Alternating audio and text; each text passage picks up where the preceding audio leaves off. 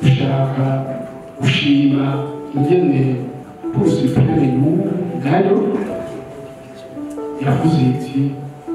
burya rubanza turagufuse kandi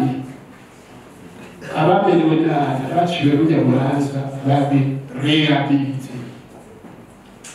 basubire bezwe babandi mu bandi basubizwe ivyabo ariko tuvuga tuti burya ubutungane bw'ubu bwarakoze igikorwa cabwo ariko karacyari hasi turashimira ubutungane bw'ubu bwashoboye gukora iki gikorwa c'iteka ku barundi bose ariko haragahaze ntibashaza ibibazo none abantu bamaze kwicwa muri ubwo buryo akanyagwa muri ubwo buryo mbega ngeze yambuwe aho basize mbega ubutungane bw'ubusupreme n'abandi uburyo bariko barakora ni ibiki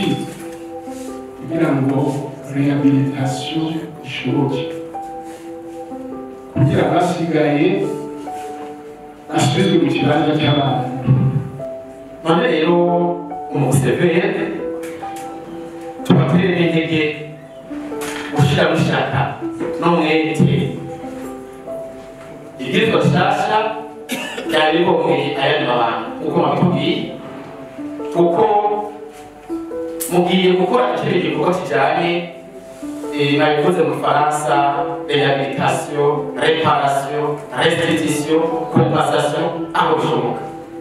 ni ngombwa hari uburyo bwinshi bwa réparation turifuza yuko revictime babarehabilite uruno rugendo turimo hari ibindi bihugu vyaciye mu maboko yo twaciyemo ivyo vyose yaba réparation yaba restitution yaba compensation bivana uko muvyita hari uko bikorwa n'aha tubazi kuko twari n'ubuhizi kubara kugira ngo twese abarundi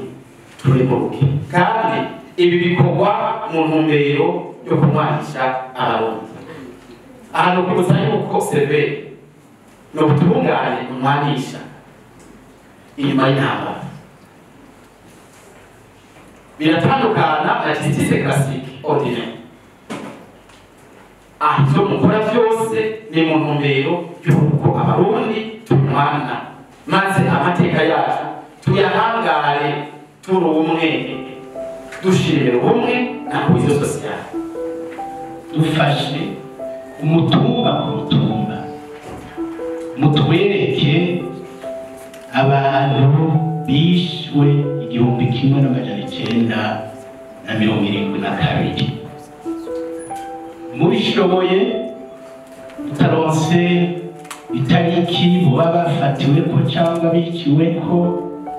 basi mumenye n'ukwezi mumenye n'icyo rukwita circonstances bafatiwemo